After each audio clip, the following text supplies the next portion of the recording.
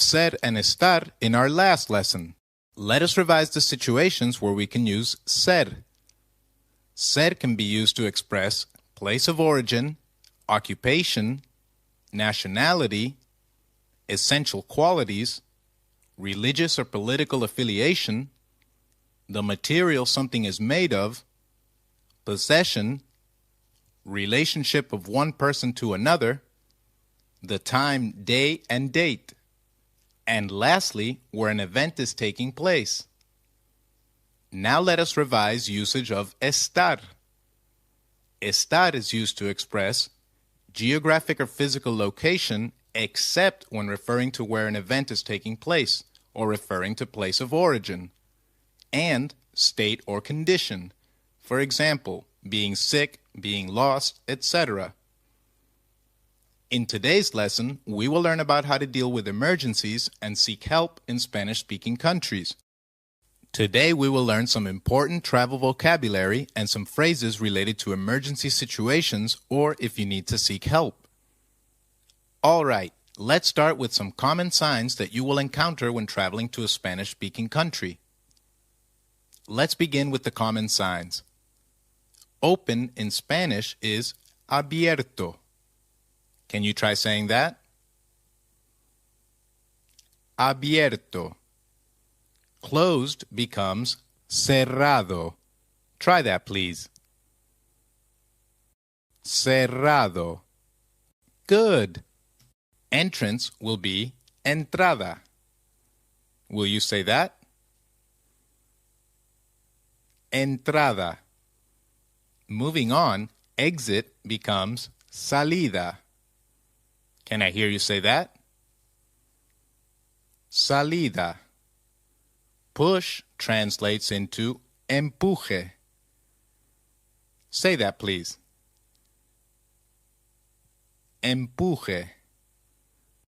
Pull will be tirar. Say that, please. Tirar. Wonderful. Let's see if you remember or not. Will open be translated as cerrado? Or will it be abierto? Or entrada?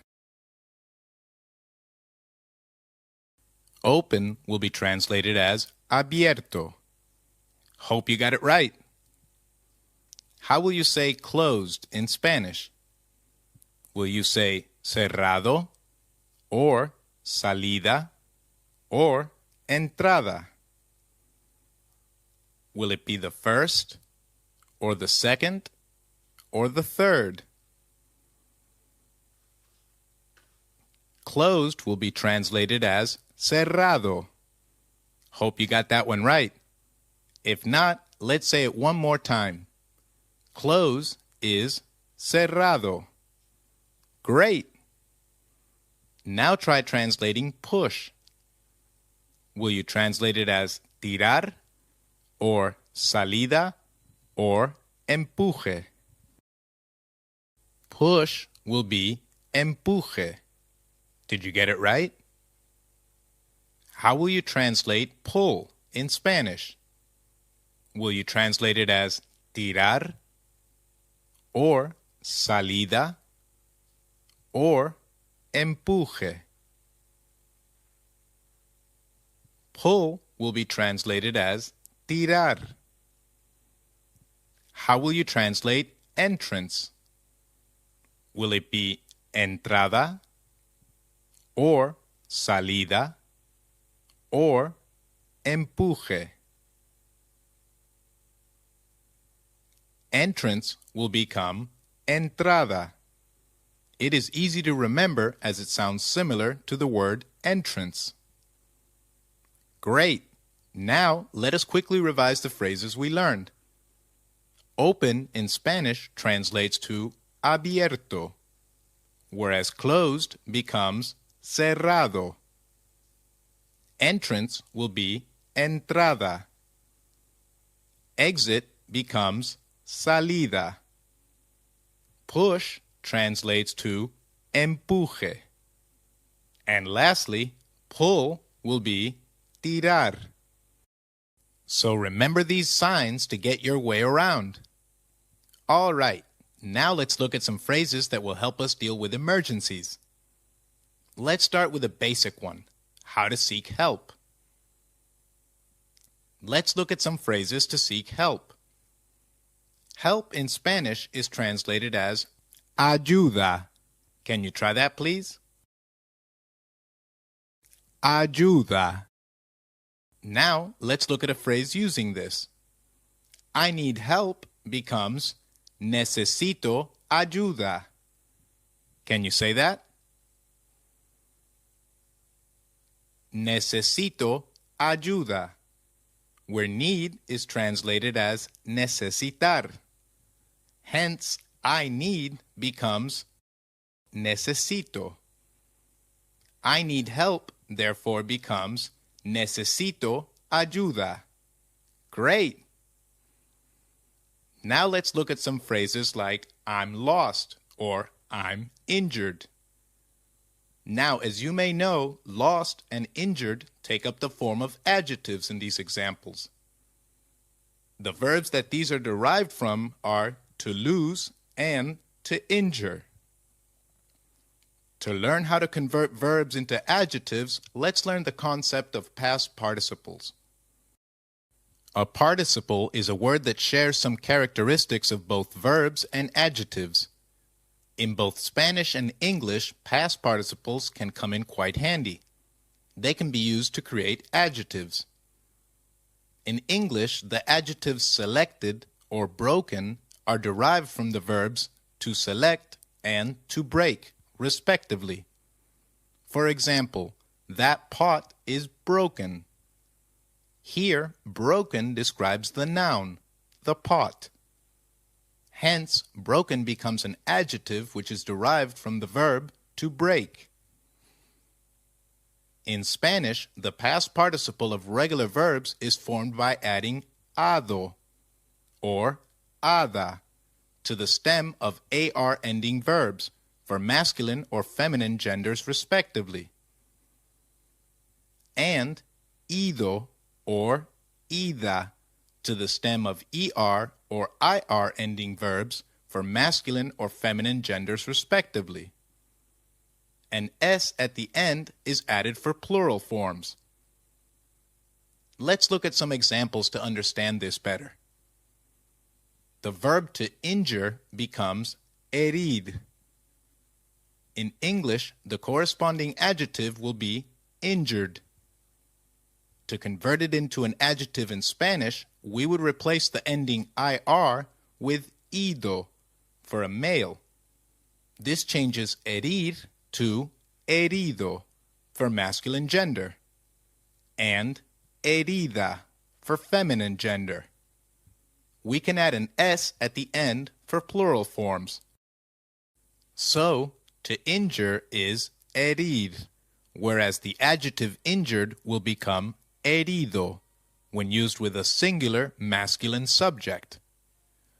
With a plural and masculine subject, injured gets translated as heridos. Just an S is added at the end for plural form. Again, to injure is herir. Its adjective form, injured, when used with singular feminine subject, becomes herida. Notice how for feminine forms it ends in A, while for masculine it ends in O. Again, when used with plural feminine subjects, injured will become heridas. Can you try saying that? Heridas. Let's look at some more examples. To lose is perder. Hence, the adjective lost is translated as perdido when used with singular masculine subject. The same adjective lost will translate to perdida when used with singular feminine subject. Let us take another example. To tire is translated as cansar. Its adjective is formed by replacing its AR ending by ado. So tired becomes cansado for a singular masculine subject. When used with singular female subject, the adjective tired becomes cansada. Simple, isn't it? All right, it's quiz time now. How will you translate lost when used with a singular masculine subject?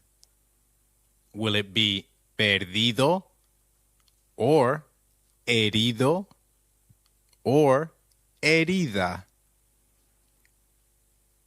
The correct translation will be perdido. How will you translate injured when with a singular feminine subject? Will it be cansada, or herido, or herida? The correct translation will be herida. Great! Let us now revise how the past participles are formed for regular verbs.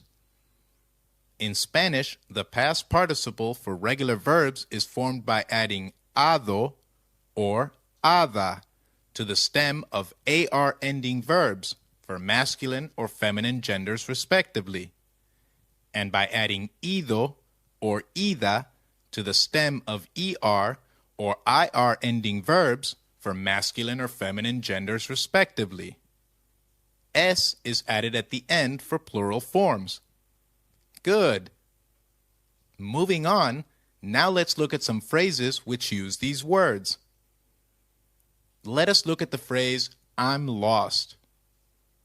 Assuming it is a male saying this phrase, I'm lost gets translated as estoy perdido. Please notice the use of estar as we are referring to a temporary situation.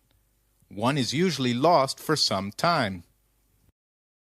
In I'm lost, which is estoy perdido, lost is used as an adjective.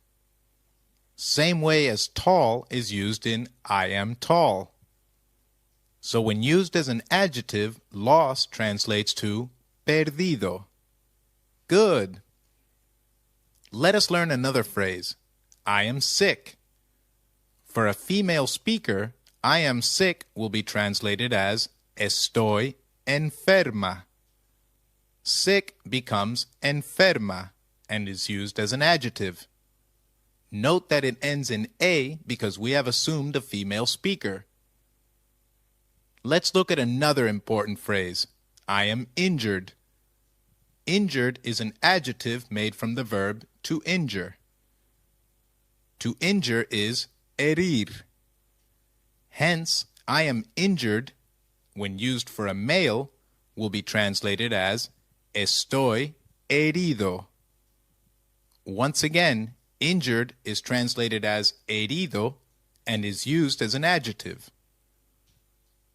Please remember that in I'm injured, which gets translated as estoy herido, injured is used as an adjective. Same way as tall is used in I'm tall. However, as a verb, to injure translates to herir. Great! All right, it's quiz time again. Can you please translate I'm sick to Spanish?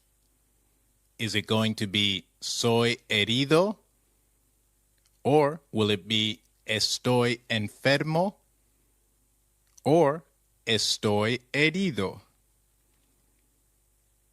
I'm sick will be translated as estoy enfermo. Hope you got that right. Remember, we use estar and not ser. Hence, it is estoy enfermo. Awesome. Now let's try translating they're injured, assuming a female group.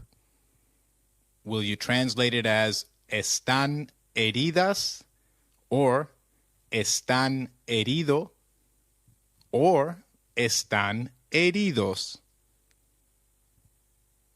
The correct answer will be están heridas. How did you do there? Since the speakers were all females, we used heridas. That is, ending in A for feminine form and we added an S for plural form. Great!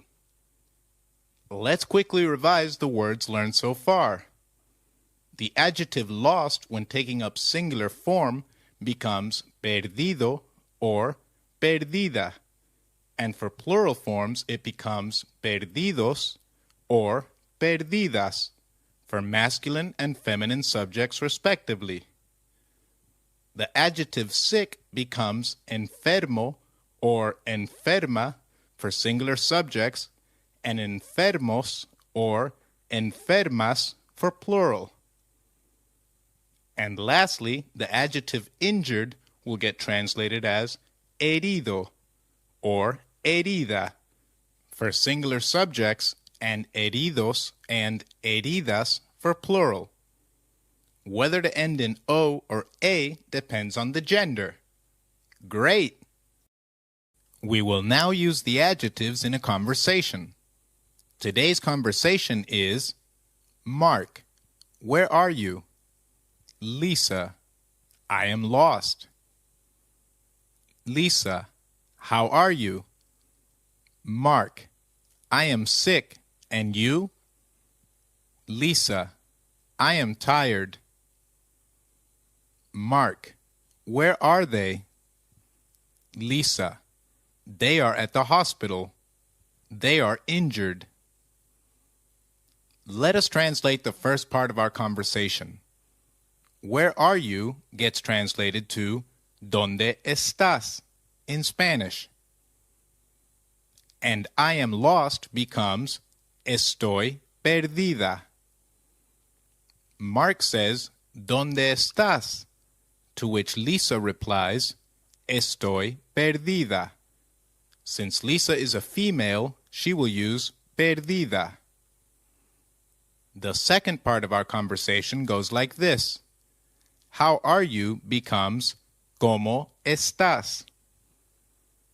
I am sick and you gets translated as Estoy enfermo. ¿Y tú? Where y means and. I am tired becomes Estoy cansada. Let's look at the conversation. Lisa asks, ¿Cómo estás?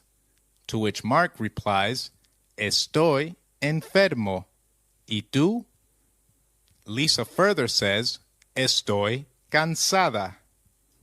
Moving on to the last part of our conversation, where are they, referring to a mixed group, becomes ¿Dónde están? They are at the hospital translates to Ellos están en el hospital. And lastly, they are injured becomes Ellos están heridos. Remember, we use heridos as it is a mixed group. Now let's look at our conversation again. Mark asks Lisa, ¿Dónde están? Lisa replies, Ellos están en el hospital. Ellos están heridos. Great! Now let's look at some more important phrases to deal with emergencies. I need a doctor is an important phrase and it gets translated as necesito médico. To need is necesitar. Hence, I need becomes necesito. Here's a grammar tip for you. Necesito médico is for a male doctor. But for a female doctor, we would say necesito médica. Good. Remember, we don't need to add un or una as the gender is obvious from the words médico and médica. Since we are talking about dealing with emergencies, imagine you are out in a new city or country and you lose your phone. You might need to use someone's phone to get your way around. So, now let's learn how to say, "Can I use your phone?" in Spanish. Let us see the word-by-word breakup for the phrase. Can is poder in Spanish, but it will not be used as it is here. I becomes yo. Use gets translated to usar. Your becomes su. And lastly, phone is translated to teléfono. Can, or to be able to, is translated as poder in Spanish. On conjugation, I can becomes yo puedo.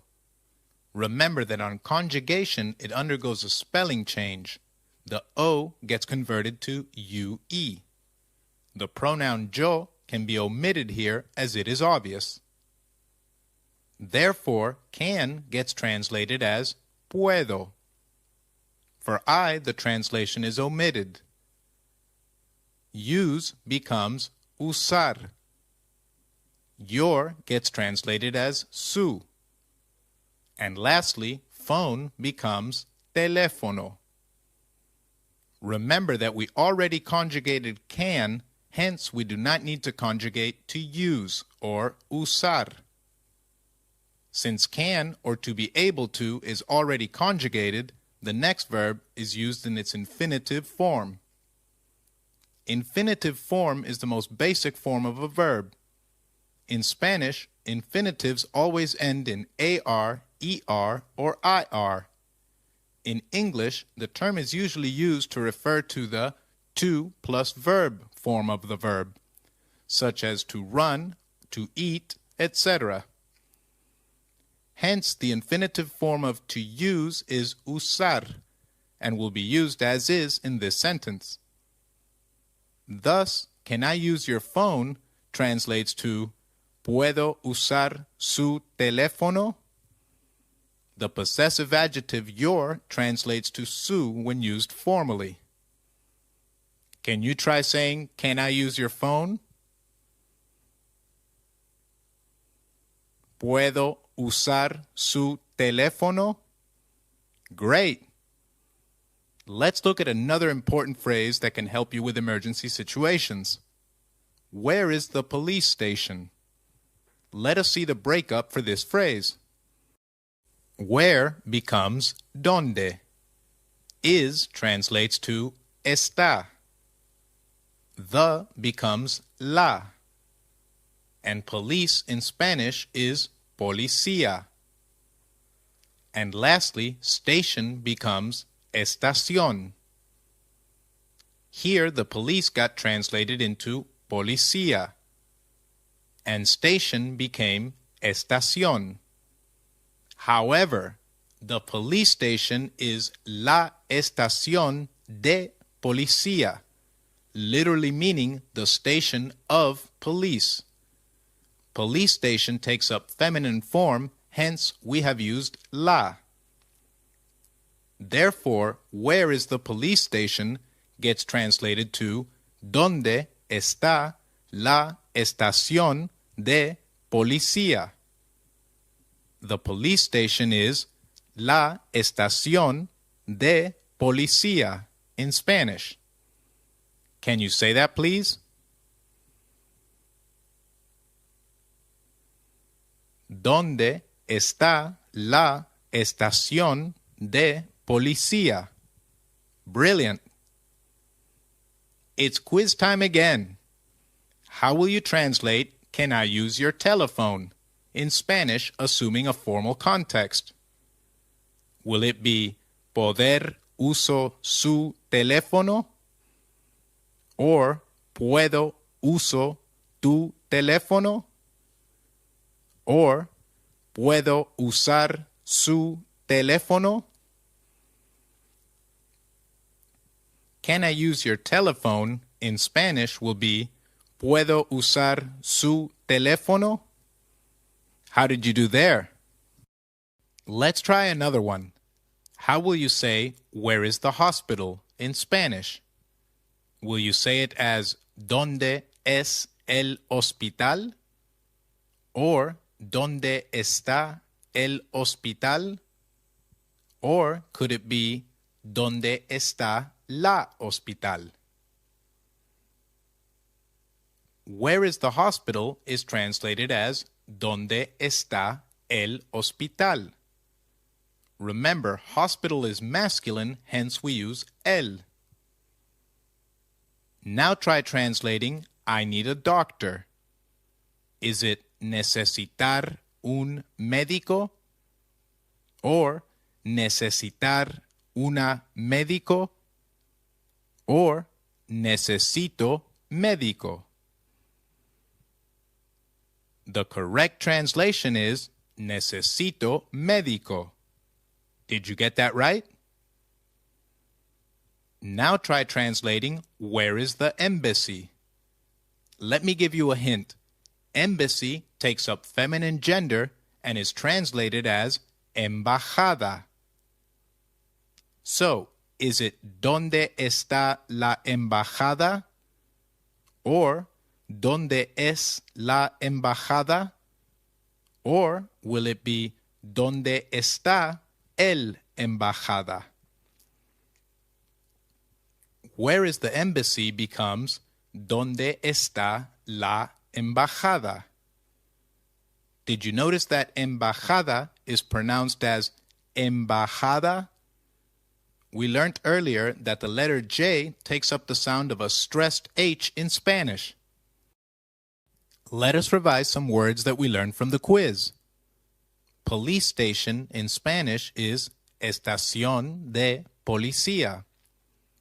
Hospital is hospital, whereas embassy becomes embajada. Good. Let us now revise the phrases we looked at so far. Can I use your phone becomes ¿Puedo usar su teléfono? I need a doctor translates to necesito médico. And lastly, where is the police station becomes ¿Dónde está la estación de policía? Great! Another emergency situation could be if you lose an important article like your wallet or passport. Let's now look at some phrases that would help us in communicating such a situation. Let's begin with translating I lost my wallet. Here is the breakup. I translates to yo. Lost, which usually becomes perdido when used as an adjective, will be translated differently in this context. We will see why. Looking at the remaining words, my becomes mi. And lastly, wallet becomes billetera. Now, we learned that perdido is the adjective form of lost. However, in the sentence, I lost my wallet, lost takes up the form of a verb, as losing the wallet is an action. As a verb, to lose becomes perder. So as a verb, to lose becomes perder. And in I lost my wallet, we have used the past tense of to lose. Therefore, I lost in past tense will translate to perdí. We will learn the forms of verbs in past tense in future lessons. Therefore, I lost my wallet translates to perdí mi billetera. Can you try that, please? Perdí mi billetera. Very good. All right, it's quiz time. How will you translate I lost my passport in Spanish? Here's your hint. Passport is pasaporte. So is it going to be perdido mi pasaporte? Or perdí mi pasaporte? Or could it be perdida mi pasaporte? The correct translation to I lost my passport is perdí mi pasaporte. So remember, wallet is translated as billetera, and passport becomes pasaporte. Now let's revise some words we learned in the lesson. Open becomes abierto. Closed translates to cerrado. Entrance is entrada. Exit will be salida. Push becomes empuje. And lastly, pull translates to tirar. The adjective loss gets translated to perdido, perdidos, or perdida, perdidas. Sick becomes enfermo, enfermos, or enferma, enfermas. And injured will become herido, heridos, or herida, heridas. Let us revise the phrases. Can I use your phone becomes ¿Puedo usar su teléfono? I need a doctor translates to Necesito médico. And where is the police station becomes ¿Dónde está la estación de policía? And lastly, I lost my wallet becomes Perdí mi billetera. Great! All right, it's time for the culture leaf of the day. Today, we will talk about the beaches of Spain. Spain has over 5,000 miles of coastline, much of which is graced with beautiful beaches. Though the tourists flock to the Costa Blanca and the Costa del Sol, there are beautiful beaches all over Spain. The image here shows El Sardinero Beach in Santander, Cantabria.